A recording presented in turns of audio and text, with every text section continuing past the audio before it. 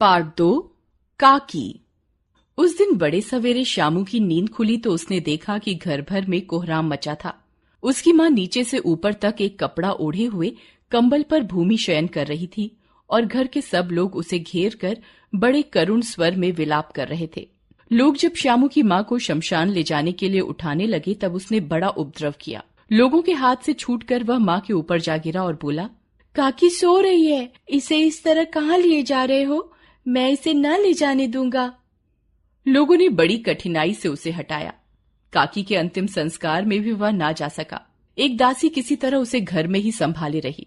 यद्यपि बुद्धिमान गुरुजनों ने उसे विश्वास दिलाया कि उसकी काकी उसके मामा के यहाँ गई है, परंतु उससे यह बात छिपी न रह सकी कि काकी और कहीं नहीं, ऊपर राम के यहाँ गई है, अर्थात उसकी मृत्यु हो गई है। काकी के लिए कई दिन लगातार रोते रोते उसकी रुलाई तो धीरे धीरे शांत हो गई, किंतु शोक शांत न हो सका।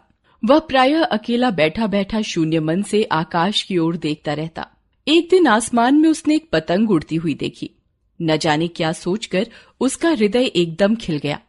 पिता के पास जाकर बोला, काका मुझे एक पतंग मंगा दो, अभी मंगा दो। पत्नी की मृत्यु के बाद से विश्वेश्वर बहुत अनमने से रहते थे। अच्छा मंगा दूंगा कहकर वे उदास भाव से कहीं चले गए। श्यामू पतंग के लिए बहुत उत्कंठित था। वह अपनी इच्छा किसी तरह ना रोक सका। एक जगह खूंटी पर विश्वेश्वर का कोट टंगा था। श्यामू ने इधर उधर देखकर उसके पास एक स्टूल सरका कर रखा और चढ़कर कोट की जेबें टटोली। 1 रुपया पाकर वह तुरंत वहां से भागा। सुखिया दासी का लड़का भोला श्यामू का साथी था। श्यामू ने उसे रुपया देकर कहा, अपनी जीजी से कहकर गुपचुप एक पतंग और डोर मंगा दो। देखो अकेले मिलाना, कोई जान न पाए। पतंग आई। एक अंधेरे घर में उसमें डोर बांधी जाने लगी। श्यामू ने कहा, भोला किसी से ना कहे तो एक बात कहूं? भोला ने सिर हिलाकर कहा, नहीं मैं किसी से नहीं कहूंगा। श्यामू ने रहस्य खोला, मैं यह पतंग ऊपर राम के यहां भेजूंगा। इसे पकड़कर काकी नीचे उतर आएगी। मैं लिखना नहीं जानता, नहीं तो इस पर उसका नाम लिख देता। भोला श्यामू से अधिक समझदार था। उसने कहा, बात तो बड़ी अच्छी सोची, लेकिन इसमें मुश्किल है। यह डोर पतली है, इसे पकड़कर काकी उतर नहीं सकती। इसके टूट जाने का डर है। पतंग में मोटी रस्सी हो तो सब ठीक हो जाए।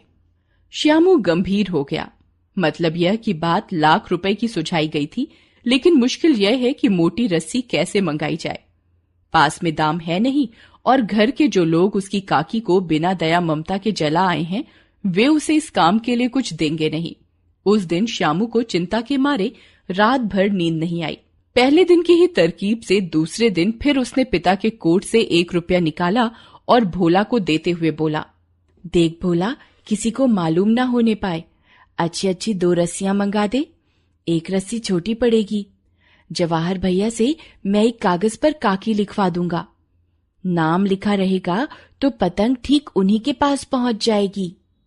2 घंटे प्रफुल्ल मन से श्यामू और भोला अंधेरी कोठरी में बैठे हुए पतंग में रस्सी बांध रहे थे। अकस्मात उग्र रूप धारण किए विश्वेश्वर शुभ कार्य में विघ्न की तरह आ घुसे। भोला और श्यामू को धमका कर बोले, तुमने मेरे कोट में से 1 रुपया निकाला है। भोला एक ही डांट में डर गया।